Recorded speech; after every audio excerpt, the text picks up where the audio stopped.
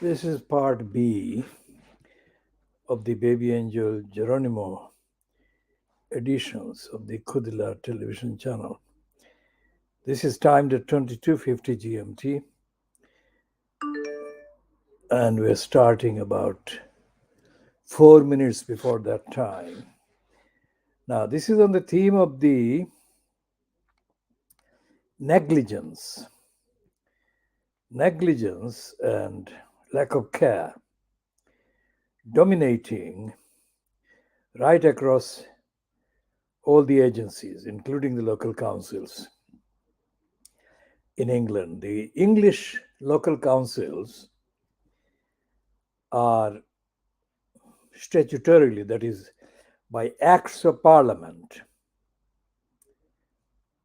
duty bound to look after and care for people, both children and adults.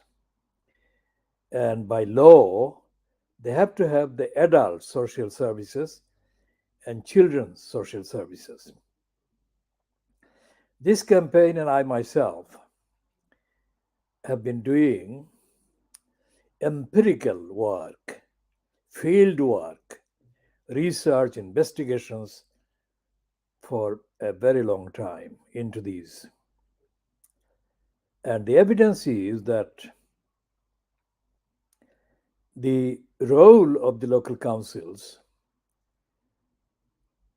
which are supposed to be democratic, it's like Indian democracy, praised by the criminals in the West, who say that India is the world's biggest democracy, which to hundreds of millions of Indians deprived and denied of basic human rights is a sick joke. Similarly, the claim that English local councils are democratic because they have got councillors elected every so many years to compose and consist and comprise and constitute the councils. Therefore, it is democratic, every council. It is not only not democratic, it is again, like the hundreds of millions of Indians, a sick joke. In boroughs like Newham, most people are devoid of the rights to have a say on what happens to their rights in reference to the council's duties owed to them. Next door to Newham in East London is Tower Hamlets, of course. And Tower Hamlets, like Newham, is mad. That is to say, it is made even less accountable and less democratic because of the presence of a post called the executive mayor. In Tower Hamlets, the executive mayor in post, since the post was elected in October 2010, has been Lutfur Rahman twice. He has been in post since 5th of May 2022, and in between 23rd of April 2015 and 5th of May 2022, the incumbent in post was a racist criminal called John Biggs, the midget. And in Newham, it is Ruxana Fias since the May 2018 election, where she stood for the first time. Until May 2018, from 2002, the incumbent for 4 successive periods was a racist criminal called Robin Wales. He's Scottish, and he has got a very thick Scottish accent even now, after living nearly 40 years in Newham.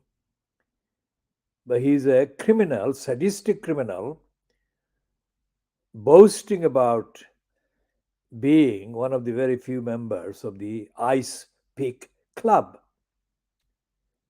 Ice Pick is the one that instrument was used reportedly to murder Leon Trotsky, the philosopher. I will discuss my confrontation with Robin Wales, aired on the 14th of March 2018 at another time. Back to Tower Hamlets and the role played by Rabina Khan. Rabina Khan is no longer a councillor in Tower Hamlets, but that would not be the impression any visitor from the Mars or outer space reading the British newspapers would think. They would think that she is an accomplished philanthropist, activist, campaigner, everything else. All of that to do with the sadistic Lib Dems who have adopted her, or she has kind of taken shelter behind them. Rabina Khan is a con woman. She was an unashamed liar for Lutfur Rahman from 2010 until he was ousted. Not until he was ousted, even after he was ousted, she praised him at a do at the so-called Water Lily Center, which has changed name now in the Mile End Road, at a do held on the 30th of April 2015. Let's check if we can find her paying tributes to Lutfur Rahman as the man who made her.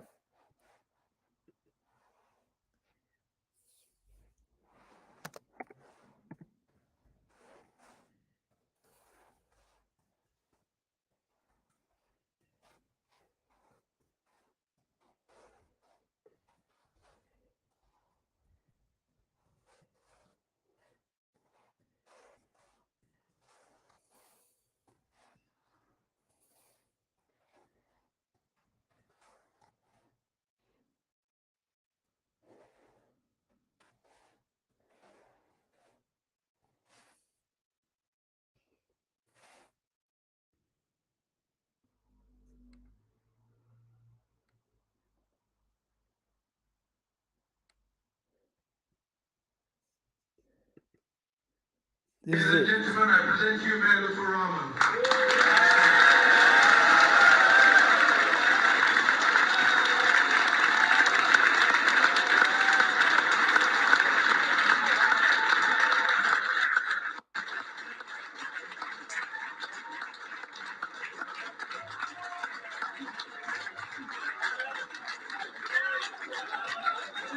Thank you.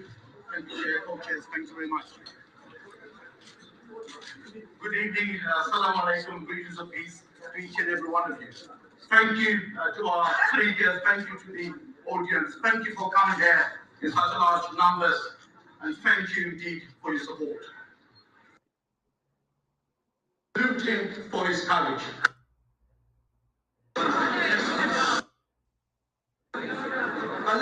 In 2010,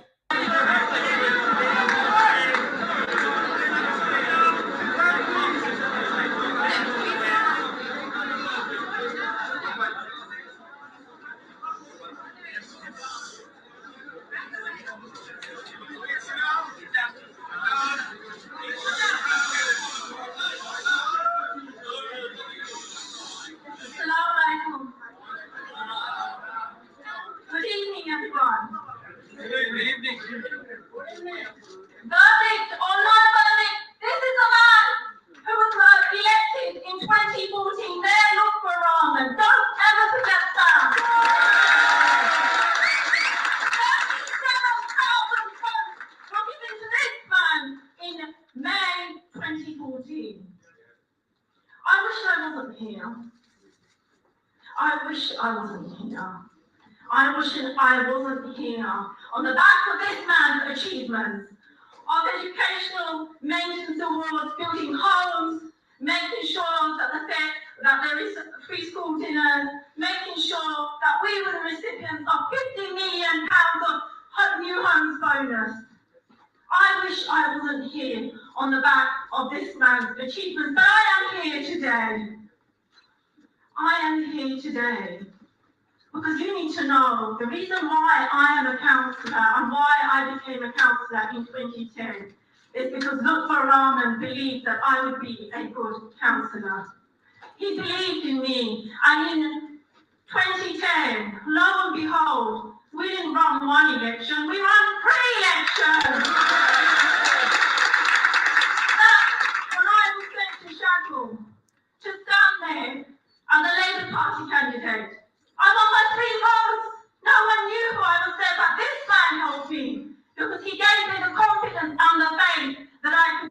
So that is the part of the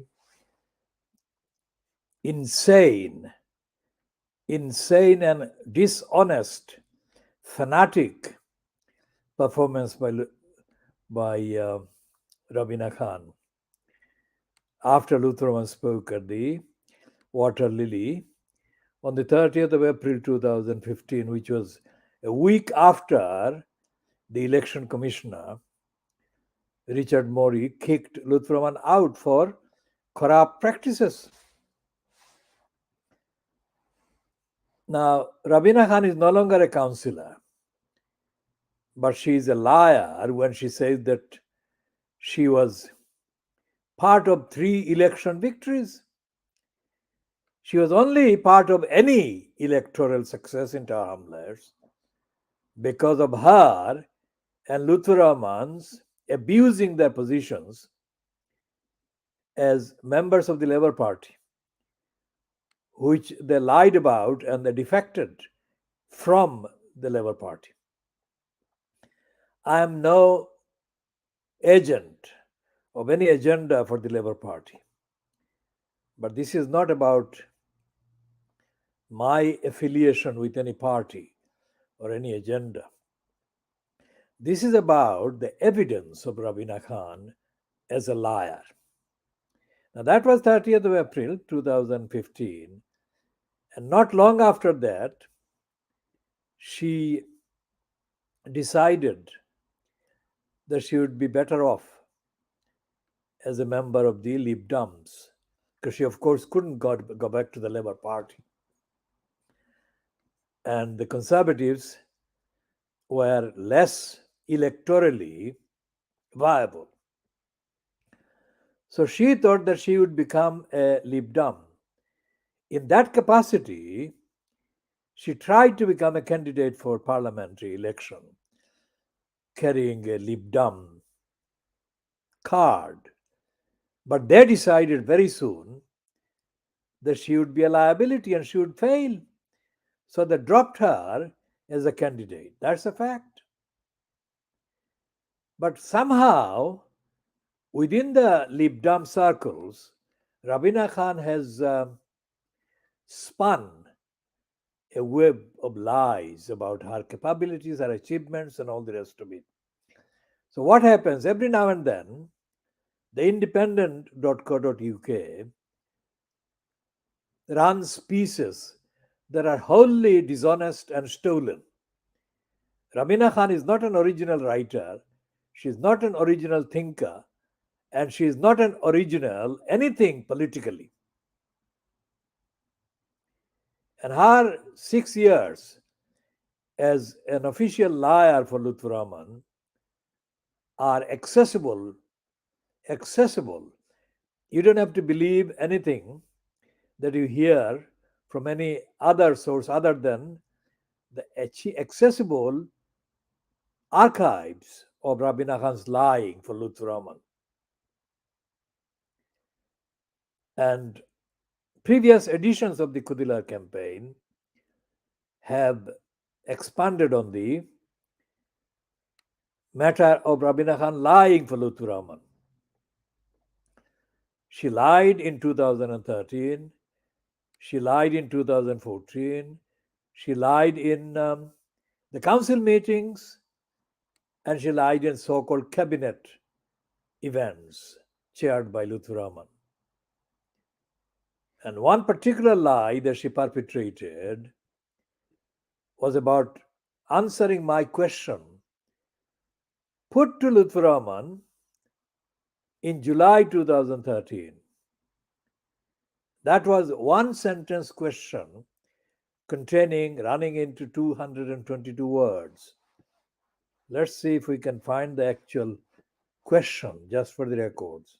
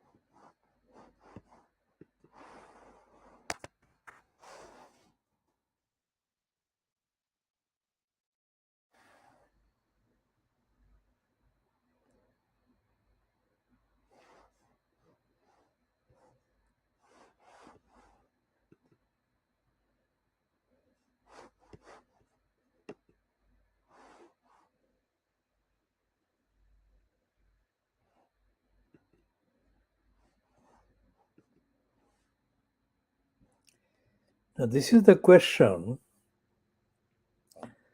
that I have discussed. This is an email that I'm reading after the event. This contains the text of the Muhammad Haque question as presented by the author to the cabinet, chaired by Luther Rahman on 3rd of July 2013. The reply was by Councillor Rabina Khan, and the chair instructed an employee of the council to action further. That was in the public.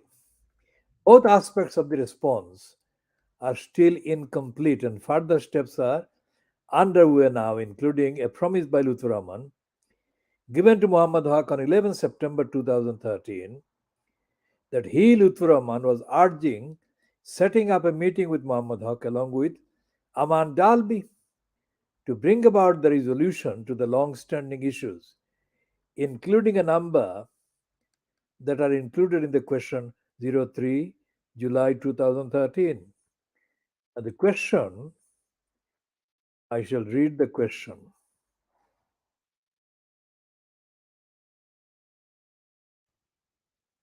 This was a correspondence that was done by a committee employee called Louise Fleming. She was the one who was being sent the question. Now, question for cabinet on Wednesday, the 3rd of July 2013, being emailed at 16:34 hours, Tuesday, 2nd of July 2013. The question, 222 words. There's one sentence. Will the items as listed under strategic priority in the document marked homelessness statement 2013 to 2017 be actually implemented by Tower Hamlets Council? And if so, over what actual time period and with the accompaniment of what objectively verifiable independent audit that meets the requirements of all the anti discriminatory legislation currently in place in the UK and in accordance with all the actual agreements, covenants, and accords that have been entered into by the Tower Hamlets Council, which has gone on the records as stating and or as claiming that it does in fact abide by those requirements and that it does in fact have personnel in place and measures ongoing as part of the council's mainstream activities as opposed to stopgap tokenistic events to ensure that those claims and statements are implemented, adhered to, and that they are manifestly, demonstrably, verifiably so, and that independently credible evidence is already available in the behavior of the Council over the past relevant years to satisfy any constitutional, democratic, and evidential question that may arise as to the authenticity and the veracity of the claims that have been made and are often made in the name of the Council as an entity to the effect that the Council has actual systems and measures in place to hold the relevant decision makers to account. That is 222 words I wrote on the 2nd of July 2013. Now, this was the question that Lutfur Rahman did not understand when he read this. And he admitted that he did not understand the question. But when I read this out at the beginning of the so called cabinet meeting, he said he understood when I read it. Now, this is a reference back to Lutfur Rahman's cognitive backwardness. He is not as intelligent as he should be. Now, this question was answered formally, so called, by Rabina Khan, who was so called cabinet member in Lutfur Rahman's cabinet about housing. And Rabina Khan didn't deny nor question, nor challenge, nor ask for clarification about any aspect of that one sentence, 222 word question. But she said that the answer was yes, that is all the components, about there are 20 components in that question. She said the council fulfilled the requirements. That was a lie. But again, Rabina Khan couldn't have understood the question.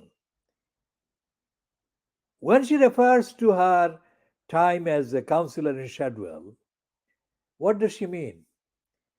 Shadwell has been, and remains one of the worst criminally infested wards in Tower Hamlets. And the vast majority of the criminals actively, actively parasiting of the ordinary people in Shadwell are of Bangladeshi origin. Now, Rabina Khan has never, ever made a mention of the state of criminality that ordinary people living in Shadwell or trying to live in Shadwell know exists and dominates. It is a deadly state of criminality that dominates Shadwell. It is a deadly state of criminality that dominates other parts of Tower Hamlets, where Bangladeshis in gangs operate as gangs and they intimidate, harass, inconvenience, and threaten ordinary other Bangladeshis. The police know about this. The council, of course, knows about this, should know about this, but hardly any action has ever been taken against any of these criminals. Now, this goes back over 20 years, more than 20 years. What happens in the evenings in Shadwell, for example, on the sides of the main streets like Sutton Street, Cable Street, are gangs of criminals, Bangladeshi criminals, get together and begin the process of shouting, making extremely noisy interruptions to the lives of people trying to have a life. And people don't dare, ordinary members of the family don't dare come out of their flats. There is no sign of the police. There is no sign, of course, of the council, of anybody, of any description. So the people who read about the gangs in, let's say, Rochdale or other parts of Yorkshire, where the mainly Pakistani-born criminal gangs are in the news for grooming and raping white girls mainly. The case in Tower Hamlets, for example, is not as much gang rape or sexual attacks, but it's a more sinister physical violence that goes on. And it went on, and it is still going on now in 2023, but it was going on rampant for all the time that Rabina Khan was in post as the Shadwell councillor or as a Shadwell councillor. There's another Shadwell councillor. There used to be another Shadwell councillor. Neither Rabina Khan nor the other one wanted to know about what the criminals were doing. Now, going back to the 1980s, Shadwell was a no-go area. Most of its parts were no-go areas for the majority of the Bangladeshis, because racist residents would physically block physically block the arrival of Bangladeshi tenants in flats that were there. Now, those racists have gone, or at least their activities have not been as active deterrents against Bangladeshis living in peace in their flats. But they have been replaced by Bangladeshi born criminals. While with the white racists and thugs, complaints could be made theoretically that they were being racist and their motivation was racist. What can be said about the Bangladeshi criminals plaguing, plaguing the other Bangladeshis in Shadwell? There is no record. There is absolutely no evidence of Rabina Khan ever even acknowledging this, let alone doing anything about it. Rabina Khan is a mental slave of embarrassing depth and stupidity because she boasted in full council of having physically rushed in response to a call she received or two calls she received from a white man. She has never done that in response to a Bangladeshi resident in Shadwell.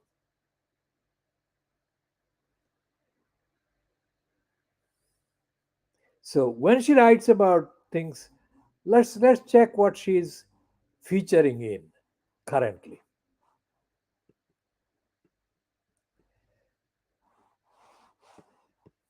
in the so-called mainstream media.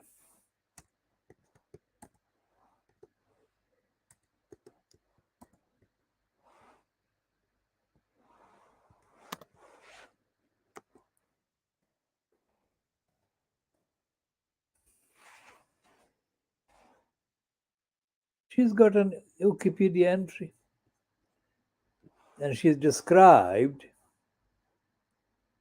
listen to this, she's described as a British, she's a Bangladeshi born British writer, politician, former councillor for Shadwell and cabinet member for housing in Tower Hamlets Council. They don't mention Lutfur Rahman in there. She was only cabinet member for housing in Tower Hamlets when Lutfur Rahman was in post. And then she is described as a community worker and author of Aisha's Rainbow.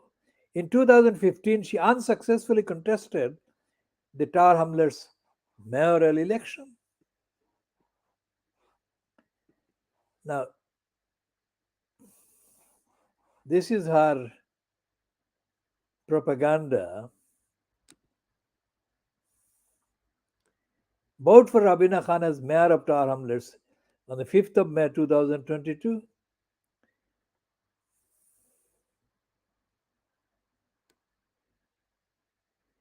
And apparently, she publishes an autobiography, according to the East London Idiotizer. What does she say? We shall be reviewing her autobiography after being able to access it. We cannot access it, at least not at this time.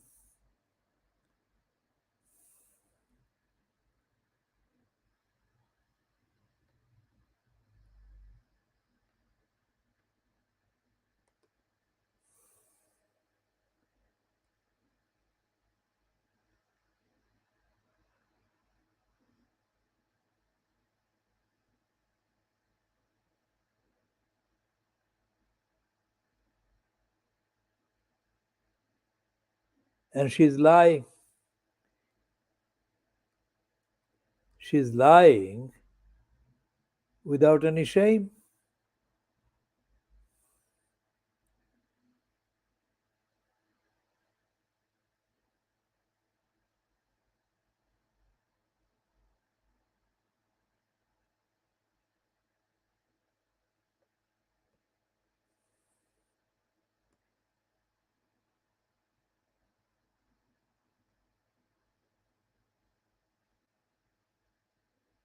She says she hopes to be a good role model, not just for Muslim women, but for other women to be confident and strong and to feel empowered,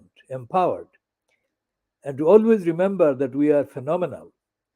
Rabina formerly represented Shadwell Ward on Tower Hamlets Council, but lost her seat in the local elections in May 2022. Now, she said that she hopes to be a good role model for women, but she was not bothering about the women whose lives have been destroyed by the criminal gangs in Shadwell that she allowed to fester for years. We shall be talking about her paperback thing if we can get a copy of that, and we shall review that. The reason why I have been talking about Rabina Khan is this. The reason is that she is a liar. She says that she is a member of the Lib Dems, but she actually has never disowned. She has never disowned a single thing that Luther Roman did, nor did she question anything that he did. And she is a liar about the role of the council transferring the housing stock to the criminal gangs called Poplar Harker and the Tower Community Housing. And she colluded with the criminals of the Tower Community Housing, and she has collaborated with the criminals of Poplar Harker. What is there in that criminality, collusion, complicity of a role? She's going to be a role model for criminality, lying, dishonesty, fabrication. We shall be, as I said, reviewing her so called book, her autobiography, when we get a copy of the thing. Now back to the role of the council and back to the role of Lutfur Rahman and Rabina Khan, because both of them colluded with the racist criminal called Colin Cormack. Now, Colin Cormack started lying when he was asked by then Termless Council Chief Executive Sylvie Pierce in 1996. He started lying after he was asked by Sylvie Pierce in April 1996 to deal with one particular housing issue. Before that, Sylvie Pierce had been accepting that the behavior, the role, and the conduct of the so called council monitoring officer, Dawson, was questionable. And our campaign, as part of the movement defending the community in the East End of London, of which the Khoodeelaar campaign is an active part, our campaign had been monitoring the behavior of the council on various estates, on various issues, various policy issues. And Sylvie Pierce was given definitive evidence for her to be convinced that she must instruct one of the employees of the council to deal with one of the issues, which was a housing issue, and she asked Colin Cormack to deal with it. Now, remember, that was April 1996. April 1996 is what? 14 years before the first election to the post of elected mayor took place.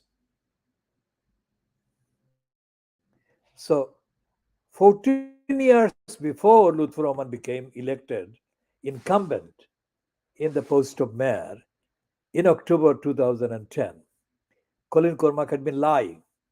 For 14 years, Colin Cormack had been lying every single day, every single item of the communications.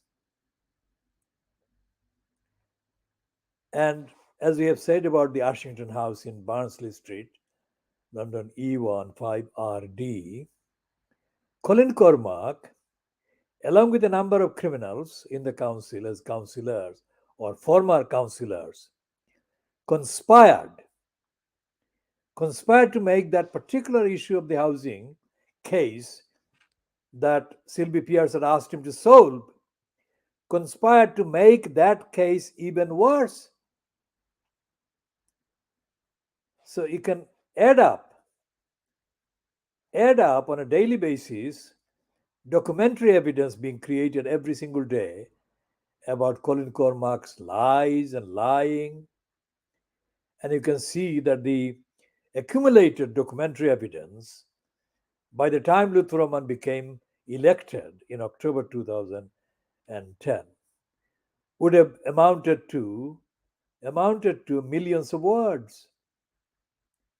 Now, charge, if you charge a king's counsel like David Pennick at the rate that he charged the Manchester City Football Club on a day, he charged them on a daily basis of £20,000, not on the evidence of any production of any work by him, but on the simple fact that he was retained, as they say, that he was contracted by the Manchester City Football Club to represent them over a case involving Manchester City Football Club and the European football regulators. He charged them £20,000 a day. Now you multiply 14, 15 years, and you find that there would be millions of words and millions of hours worth and millions of pounds worth of fees.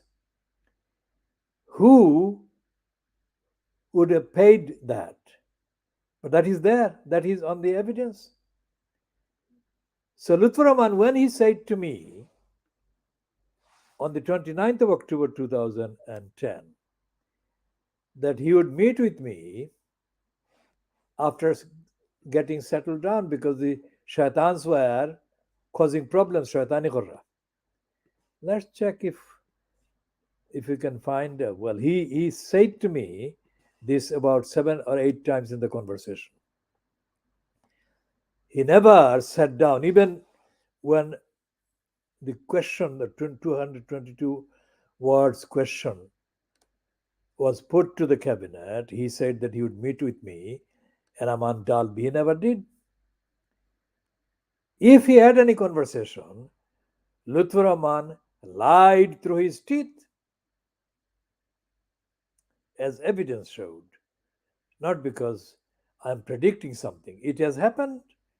Every time Lutfur Rahman said something, he promised, he never did that. So Lutfur Rahman was a liar, and for Rabina Khan to say that he made her is too embarrassing and too stupid and too idiotic and too incredible. One of the events that Rabina Khan took part in was a short, very short interview with the BBC radio television, London, which is so embarrassing that Ted Jury, who was doing blog on Tower Hamlets at the time, extensively mocked it and ridiculed it. Let's see if we can trace it, if it is still there or if it is not been, if it hasn't been deleted.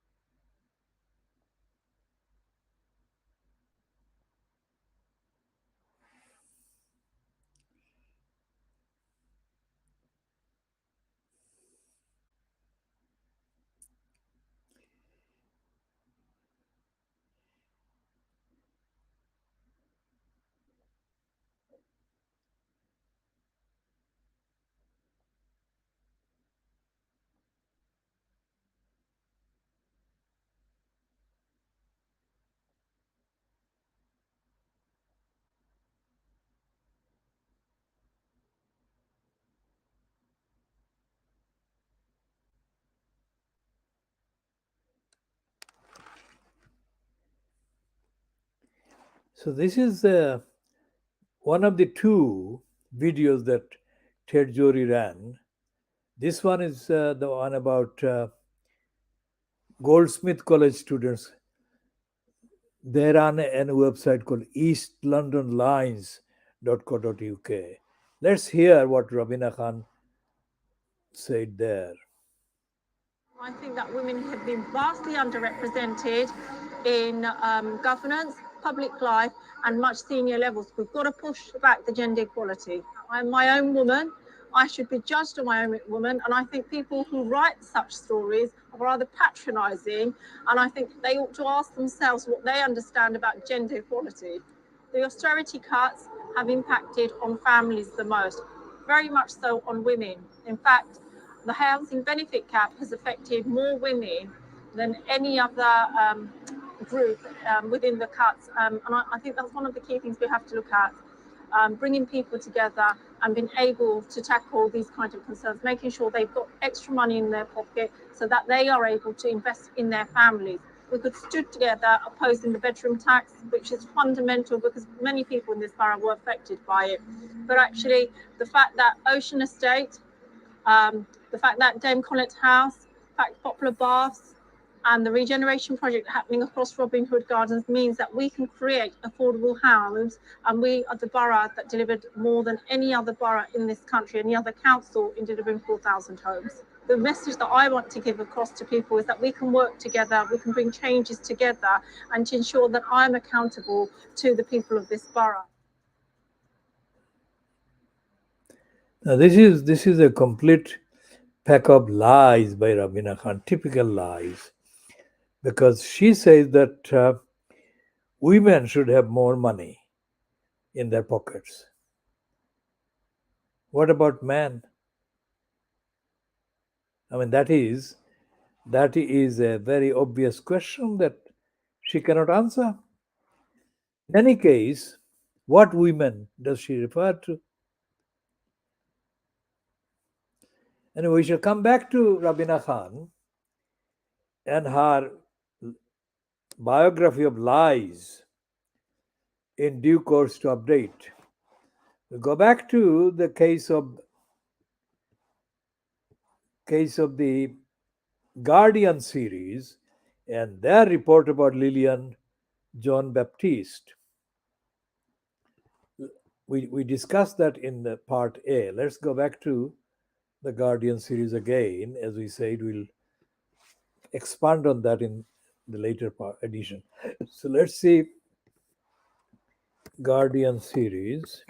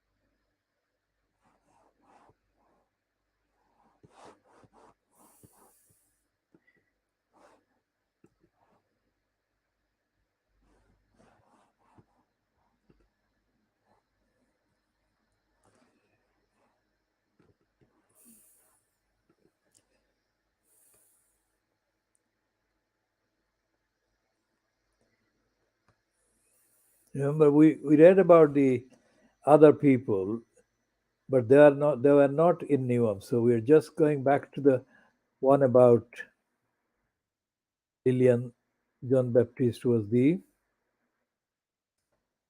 one that died in Newham. Despite concerns raised in these hearings, the Care Quality Commission upgraded Northeast London Foundation Trust in autumn to a good rating. There was recognition that there was still much more to do, but the progress was evident, inspectors wrote. Now, Lillian John Baptiste was struck off by East London National Health Foundation Trust when she didn't answer their phone calls. Under oath, spokesperson admitted the trust should have gone looking for her instead. Now, this doesn't refer to Neom Council's social services, but I think that is an omission on the part of the Guardian series. So let's read what they have published and then we'll add the comment about Neom Council social services.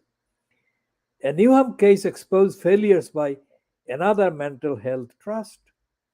Ex nurse Lillian John Baptiste is believed to have died in late 2019, age 73, but her date of death is unknown. She was mummified by the time she was found in February 2022. So she died in 2019 and she was found in 2022. So 3 calendar years later.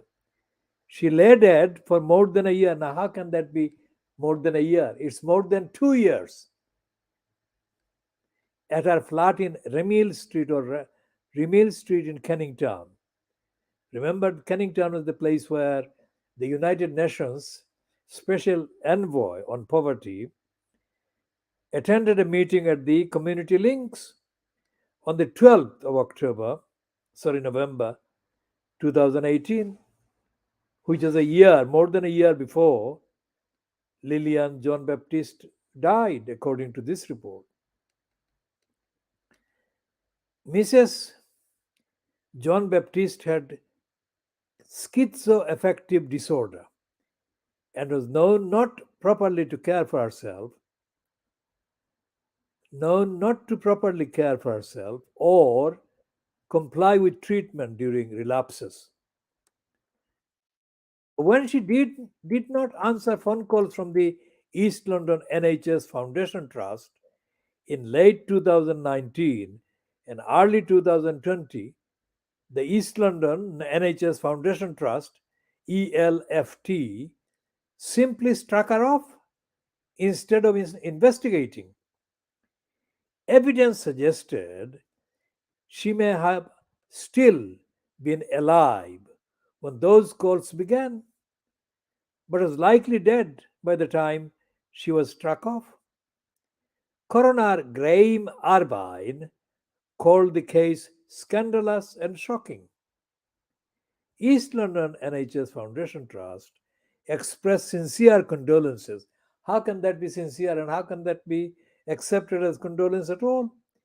And said it was thoroughly reviewing the case. What on earth are they doing there? Now, in that piece, there is no reference to Newham Council.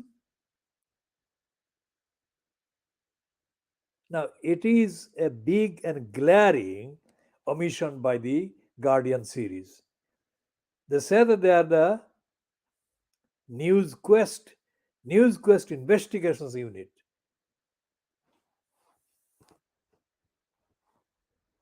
So why haven't they mentioned Newham Council?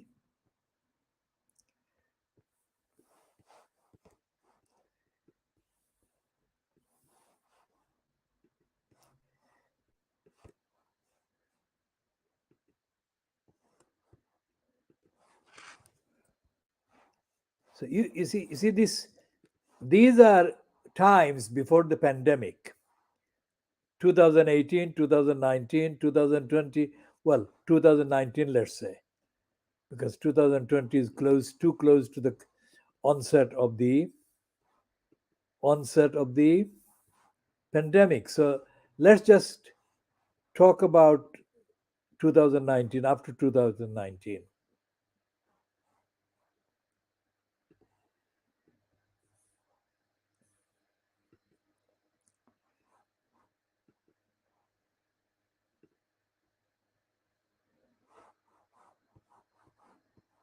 We'll come to that in a minute. I'm just checking something.